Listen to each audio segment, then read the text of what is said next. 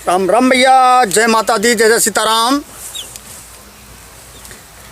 देहाती मंत्र में आपका हार्दिक स्वागत है दोस्तों। भैया मैं राजवीर सिंह भगत जी आपकी सेवा में एक बार से पुनः उपस्थित हूँ। तो भैया आज मैं आपको एक बहुत ही शक्तिशाली जानकारी देने के लिए जा रहा हूँ। जैसे आप लोगों को मेरे पास कमेंट आए थे भैया कि गुरुजी हमको कोई अप्सरा की साधना दो जो अत्यंत शीघ्र होने वाली हो। तो भैया आज मैं आपको एक बहुत ही दिव्य अप्सरा की साधना देने के लिए जा रहा हूँ, जो मात्र यह साधना 3 दिन की होगी। 3 दिन में इस अप्सरा को आपके पास आना ही होगा। दोस्तों अप्सरा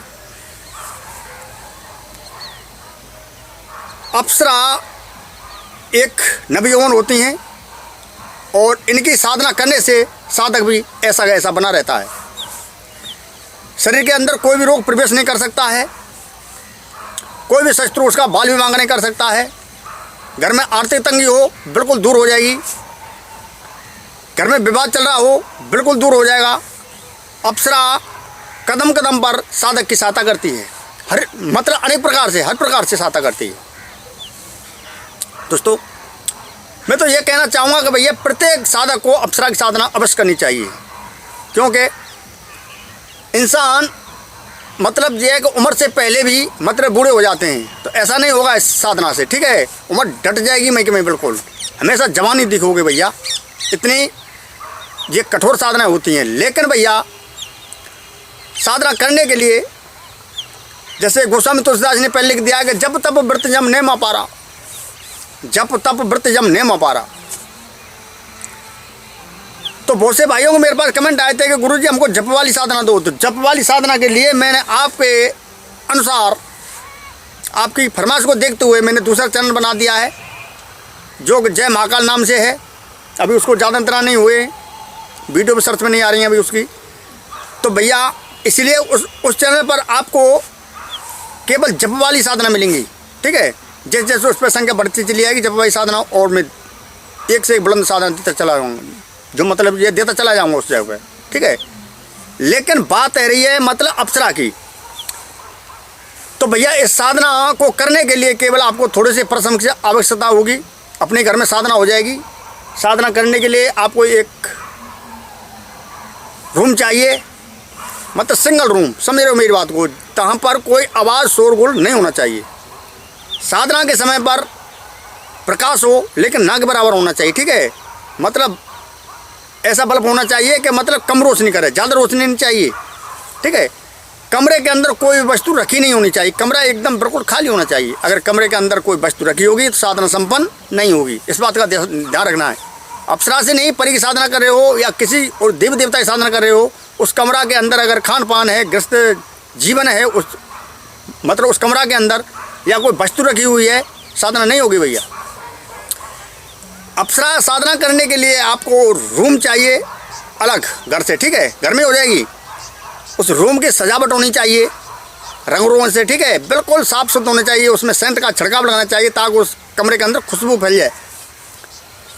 दोस्तों तो यह साधना किस प्रकार से होगी भैया, संपूर्ण जानकारी देने के लिए जा रहा हूँ। लेकिन वीडियो शुरू करने से पहले मैं आपसे एक विनती करता हूं कि जो पहली बार भाई इस चैनल पर आए हैं, देख रहे हैं भैया, तो इस चैनल को सब्सक्राइब कर लें, बगल वाले घंटी दबा दें ताकि ऐसी रोचक अनमोल जानकारी आपको मिलती रहे।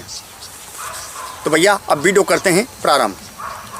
दोस्तों अप्सरा से आप अनेक प्रकार के कार्य कर सकते हो। मन इच्छा को पूर्ण करने वाली होती है अप्सरा, ठीक है भैया। अप्सरा के लिए साधना के समय पर पूर्णतः ब्रह्मचर्य का पालन करना होगा। साधना करते समय पर साधना बीच में नहीं छोड़नी होगी। इस बात का विशेष ध्यान रखना है, ठीक है। साधना मतलब संकल्प के द्वारा होगी। संकल्प लेना पड़ेगा साधना में, ठीक है। संकल्प की जानकारी मैंने बहुत पहले दे दी है और थोड़ा सा जानकारी और देना चाहता हूँ कि मैं फलाने का शिष्य, फलाने का पुत्र, मैं फलाना ये संकल्प लेता हूँ कि मैं अप्सरा की या देवी देवता की इतने दिन की साधना करना चाहता हूँ। इसमें मेरे पितृ, मेरे कुल देवी देवता इसमें मेरी सहायता करें, मेरे गुरु सहायता करें। और हे देव, हे अप्सरा, हे परी, जिसकी साधना कर रहे हो, मुझे आकर दर्शन देकर संतुष्ट करें और मैं आपकी सेवा करना चाहता हूँ। जन कल्याण करना चाहता हूँ आपके द्वारा। साधना 100% हो जाएगी, साधना क्यों नहीं होगी। श्रद्धा भाव विश्वास से हमेशा साधना करनी चाहिए, ठीक है। विश्वास हो तो ही साधना करनी चाहिए, विश्वास नहीं है तो कहीं नहीं है, फिर साधना करना व्यर्थ है भैया, आपका साधना होगी नहीं। दोस्तों अगर साधनाओं में अनुभव होना लग जाए, प्रारंभ हो जाए, तो बीच में साधना नहीं छोड़नी चाहिए, ठीक है। अगर किसी कारणवश आप साधना को छोड़ना चाहते हो, किसी कारणवश, ठीक है, कोई घर के अंदर या कोई कुछ हो गया है और साधना को स्थगित करना चाहते हो, रोकना चाहते हो, तो उसका एक विधान अलग से है, ठीक है। अगर भाइयों के कमेंट आए तो उस जानकारी को मैं दे दूंगा। नहीं भैया, अगर आपने अपनी इच्छा से साधना छोड़ दी तो परेशान करके रख देगी, ठीक है। इस बात का ध्यान रखना है। इसलिए तो मैं बार बार आपसे कहता हूँ कि साधना कभी भी बीच में नहीं छोड़नी चाहिए। चलो भैया, बात कर लेते हैं ये साधना किस प्रकार से होगी, कौन से दिन से करनी है, क्या क्या इसमें सामान लगेगा, ठीक है। तो संपूर्ण जानकारी देने के लिए जा रहा हूँ। दोस्तों आपको इसमें एक चौकी चाहिए, चौकी पर पीला कपड़ा चाहिए, ठीक है। पीले कपड़े पर आपको थोड़े से चावल चाहिए रखे हुए, ठीक है। थोड़े से चावल के ऊपर, चावल नहीं हो तो जौ समझ रहे हो, जो खान पीने करने वाले होते हैं, जौ। अरे भैया वही जौ गेहूँ, थोड़े से जौ चाहिए इसमें, लेकिन जौ टूटे फूटे नहीं होनी चाहिए, जौ सपा होनी चाहिए बिल्कुल, ठीक है। चावल नहीं हो तो चावल भी रखो तो उसमें टूटे फूटे चावल नहीं होने चाहिए, इतना ध्यान रखना है। बिल्कुल चावल फ्रेश चावल होने चाहिए एकदम। दोस्तों चावल उस पर मतलब ये रख करके और उसके ऊपर आपको 5 प्रकार की जो मतलब ये फल रख देने हैं, 5 प्रकार की इसमें मिठाई चलेगी, कैसी भी मिठाई हो, 5 प्रकार की मिठाई, ठीक है। आपको यह साधना शुक्रवार से प्रारंभ करनी है, पूर्व दिशा की तरफ मोड़ कर करनी है, ठीक है। और भैया इस साधना में हवन होगा, आपको मतलब हवन करना पड़ेगा। दोस्तों यह साधना मात्र 3 दिन की साधना है। 5 से 51 बार आपको इस मंत्र का हवन करना होगा, जैसे मैं देने के लिए जा रहा हूँ इस मंत्र को, ठीक है। कुंभकर्ष मतलब रखा जाएगा, कुंभकर्ष में थोड़ा सा पानी, थोड़ा सा गंगा जल उसमें डाल दिया जाएगा, ठीक है। कुंभकर्ष के ऊपर एक ढक्कन होगा, ढक्कन के ऊपर एक नारियल होगा सूखा हुआ, ठीक है। नारियल में कलावा लपेट देना है, कुंभकर्ष के नार में कलावा लपेट देना है गर्दन में, ठीक है। उसकी में लपेटने के बाद में भैया फिर आपको गुरु मंत्र का जाप करना है, संकल्प लेना है, जैसे मैंने आपको बता दिया, ठीक है। संकल्प लेना है, गुरु मंत्र का 21 बार जाप करना है। माँ सरस्वती से विनती करनी है कि हे माँ मेरी साधना संपन्न हो जाए। 11 बार सरस्वती मंत्र का जाप करना है। सुरक्षा घेरा नहीं तो शरीर सुरक्षा मंत्र का अवश्य इस्तेमाल करना, ठीक है। कोई भी साधना घर पे करो या बाहर पर करो, शरीर सुरक्षा तो अवश्य करनी चाहिए। मतलब जो मतलब वैसे नहीं कि मतलब छोटा साधना कर रहे हो। अगर भैया आप तांत्रिक हो, ठीक है, अपने घर में इलाज करते हो, तो प्रथम आपको अपने घर का बंधन करके रखना चाहिए उस जगह पर, ठीक है। जिस स्थान पर आप भूत जिंदों को खिलाते हो, अरे भैया सवारी बुलाते हो उन पर, ठीक है, उनका इलाज करते हो, तो प्रथम नंबर तो आपको घर में ऐसा कदाप नहीं करना चाहिए, घर से दूर ये सिस्टम करना चाहिए, ठीक है। अगर बाहर आपके पास जगह नहीं है और ये काम आपको करना है तो अपने घर पे बंधन लगा रखना है चाहिए, ठीक है। इलाज करते समय पर कोई भी आपका घर का सदस्य बच्चा आपके पास ना आ जाए, इतना ध्यान रखना है, ठीक है। ये सावधानी के कारण है भैया।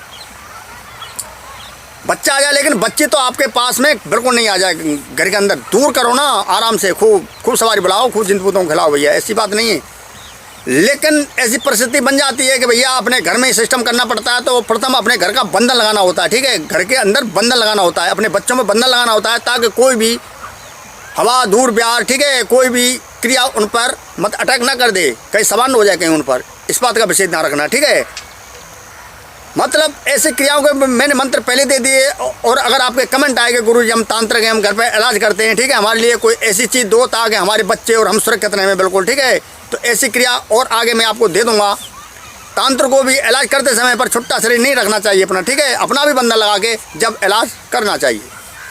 दोस्तों इलाज करते समय पर, ठीक है, इस बात का विशेष ध्यान रखना है, कोई भी देवी देवता हो, किसी भी प्रकार का मतलब ये कि मंत्र तंत्र हो, जैसे उसमें देवता का मंत्र आता है, जैसे हनुमान जी का आता है, ठीक है, बाबा भैरव का आता है, माता काली का आता है, तो उसमें भोग देना अत्यंत आवश्यक हो जाता है प्रत्येक देवता को, ठीक है। उससे आपके घर में हानि नहीं आएगी कभी भी अगर भोग दोगे तो।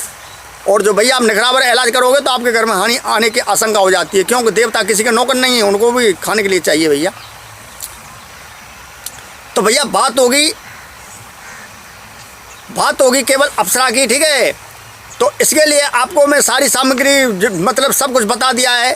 एक आपके ऊपर आसन चाहिए, मतलब आसन पे आपको बैठना पड़ेगा, चौकी चाहिए, ठीक है, चौकी पर पीला कपड़ा, सब कुछ बता दिया मैंने आपको। आसन चाहिए, आसन डाब का होना चाहिए, डाब का आसन हो तो और ही अच्छी बात है भैया।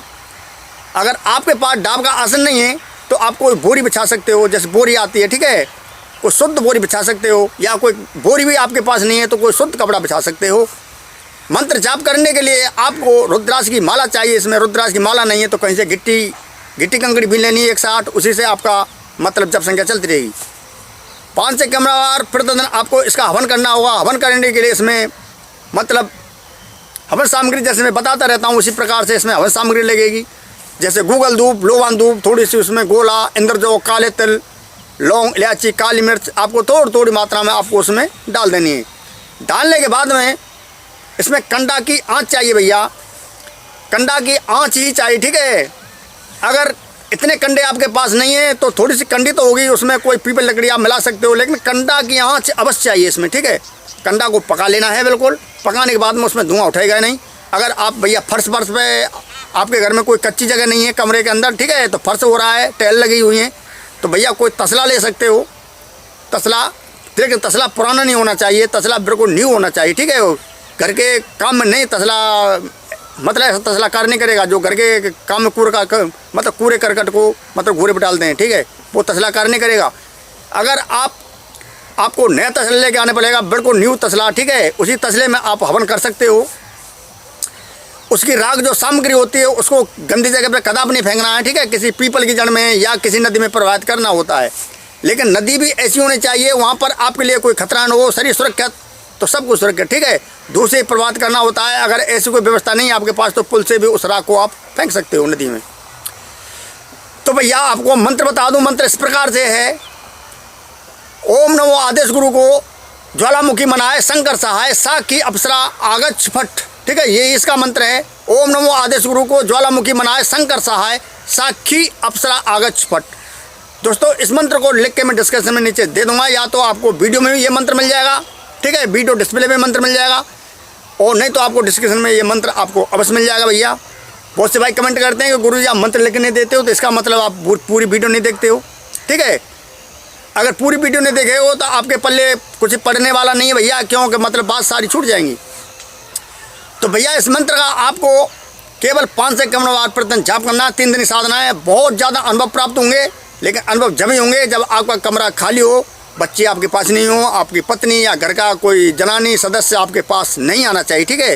साधना काल में मतलब साधना करते समय पर या साधना काल में आपको सिंगल ही सोना है, मतलब अकेला सोना है अपने खाट पर, ठीक है। शरीर की शुद्धि बनाए रखनी है, शरीर की शुद्धि बनानी पड़ती है, और मन को काबू में रखना पड़ता है, ठीक है, ब्रह्मचर्य का पालन, ठीक है, कुल मिला के बात सब ये है। तो भैया ये साधना संपन्न हो जाएगी, इससे आप जो भी वचन लोगे ये तुरंत आपको वचन देगी, सामने से बात करेगी, और आपका जीवन एक आनंदमय जीवन बन जाएगा। तो भैया अगर आपको जानकारी अच्छी लगी हो तो ज़्यादा लाइक करें। जो पहली बार भाई चैनल पर आए हैं तो भैया चैनल को सब्सक्राइब कर लें, बगल भाई घंटू दबा दें, ताकि ऐसी रोचक जानकारी आपको आगे भी मिलती रहे। तो भैया अगर ये जानकारी आपको अच्छी लगी हो तो ज़्यादा मुझे कमेंट चाहिए, ज़्यादा इसमें लाइक चाहिए। किस प्रकार की जानकारी चाहते हो, किस प्रकार की साधना चाहते हो आप, तो आप मुझसे बता सकते हो, मतलब व्हाट्सएप पे बता सकते हो, या फिर मतलब मैसेज में नीचे बता सकते हो भैया। तो व्हाट्सएप मेरा नंबर है, जैसे मैं प्रत्येक वीडियो में आपको नंबर देता हूँ, 94 280 510 74 17 57 88 17, ठीक है। किसी पे व्हाट्सएप कर सकते हो, किसी पे आप मुझसे कॉल पर संपर्क कर सकते हो। बहुत से भाई मतलब ये कहते हैं कि गुरुजी आप कॉल ही नहीं उठाते हो। तो भैया मैं भी किसान हूँ भैया, मैं भी गरीब आदमी किसान हूँ भैया, मेरी भी खेती क्या रही है, ठीक है। तो मुझे भी मतलब अपना घर का काम करना पड़ता है, तो इसीलिए भैया समय से पहले कॉल ना करें। मतलब 10 बजे से सुबह 10 बजे से 2 बजे तक कॉल कर सकते हो, और शाम को तो भैया कॉल कदाप ना करें, क्योंकि भैया बच्चे अल्लाह मचाते हैं घर पे, और मतलब ये फ़ोन देखते हैं, तो भैया उसमें मैं मतलब बता नहीं पाता हूँ आपसे, ठीक है। तो केवल व्हाट्सएप ही कर सकते हैं मुझसे, ठीक है, केवल व्हाट्सएप पे संपर्क करना है शाम को। और भैया मंत्र तंत्रों के अगर मुझसे लेने देने की बात करें तो शाम को व्हाट्सएप पे संपर्क करना है आपको 8 बजे भैया, दिन में मुझे परेशान न करें। तो आज के लिए बस इतना ही भैया। जय माता दी, जय सीताराम, राम राम भैया।